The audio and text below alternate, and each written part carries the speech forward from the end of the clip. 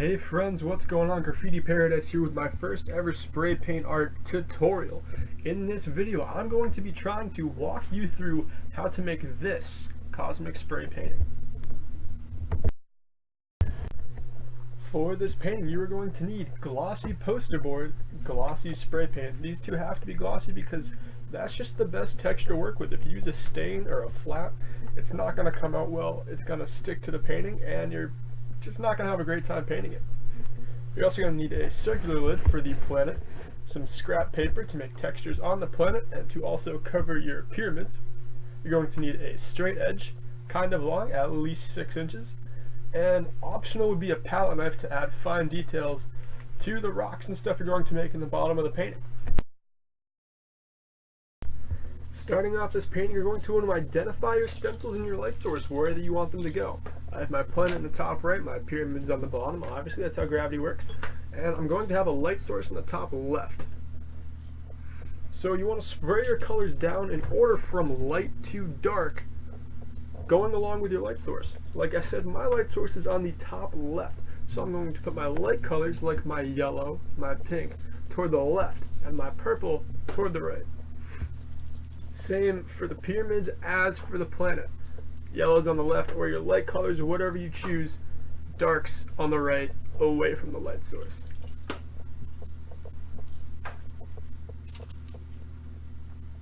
You're going to put your magazine sheets down just flat. You don't have to crinkle them at all. When you peel them off carefully at the end, they're going to leave a texture that looks great for pyramids under them. For the planet, you're going to want to place your magazine sheet down. I twisted it a little bit just to get my desired effect and take it off. Now you're going to shade your planet with some black spray paint. Work outside in to avoid any mess. You don't want to get black too far on the inside of your painting, or that's just a really hard to fix problem that a lot of beginners struggle with. So when you're doing your shading, work outside in. Highlight with some white toward the light source side of your painting. After that's done, your planet is finished. You can put your stencil down. Don't have to worry about that until the end of the painting. What I'm doing here is spraying down some light pinks, purples, and reds as my space dust, or northern lights as some people call it. Right now I'm further identifying my light source by adding yellows, whites, and a blue. That's the color that stars emit. That's the color you're going to want to put down.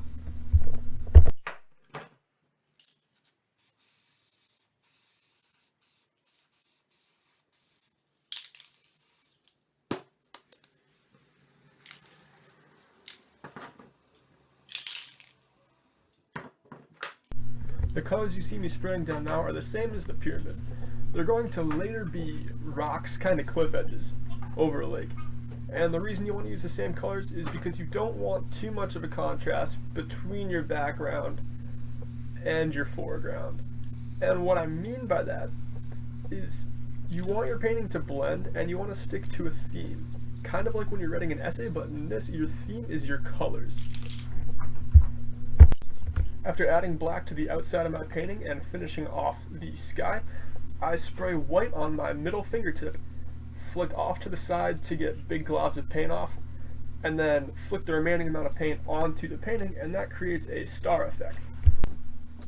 When you do this, you want to be sure you keep your hand far enough away from the painting so you don't get those really big globs of white paint onto your paper, because what they'll do is be far too wet to stick to the paper, and they're going to end up being transparent and pretty much look like there's bubbles floating in the sky, and that doesn't look as good as you think it might.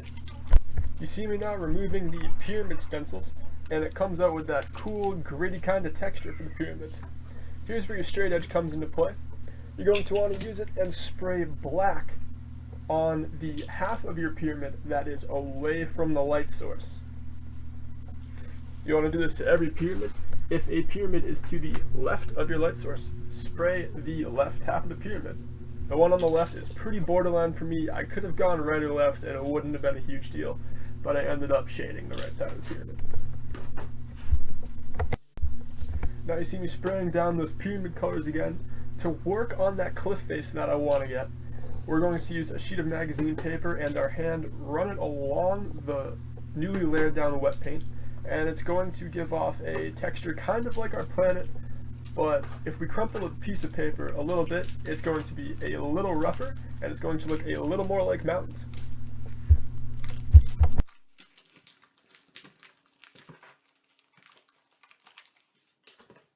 I get a lot of questions on how I do water, and this is it. You want to throw down your base colors in order from lightest to darkest, pointing at your light source. Here I threw down yellow first and white second. I always throw down white second.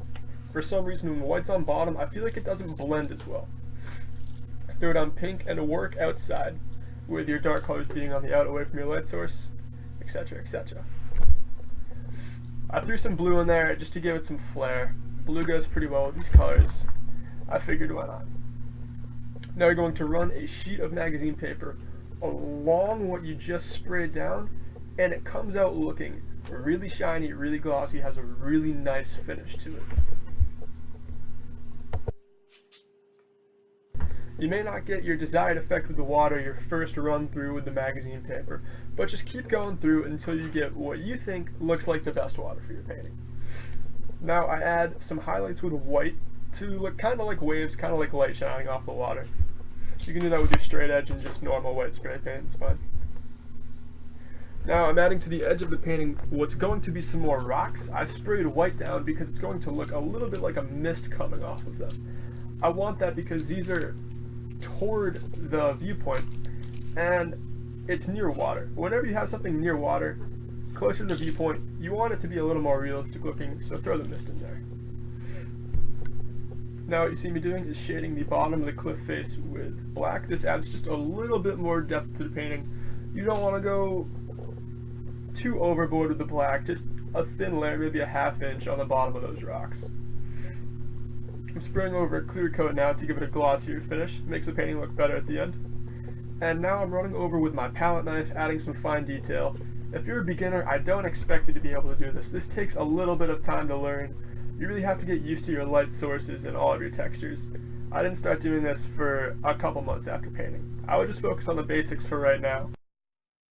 Right now I'm making a science fiction city to go along with my science fiction painting with my palette knife. Again, this is pretty advanced. If you're a beginner, I wouldn't try doing this. But how I do it is I take the palette knife with both hands, putting pressure on the end of it, start on the left, and then sharply move up in a straight line and come down to the right. This makes kind of wavy buildings with tall antennas. They almost look like sails. I've been told sometimes they look like boats, but that's besides the point. To finish off the city, you're going to want to make a staircase wrapping around it. Don't forget to connect to the ground. Everything can't float. And then to highlight it, what you're going to do is take a piece of scrap paper and white paint. Curl the scrap paper into a circle like so, and spray the white paint just on the bottom edge of it, so it looks like your city is emitting a small bit of light. After this, I'm just going to add a little white bird with my palette knife, and that's pretty much it.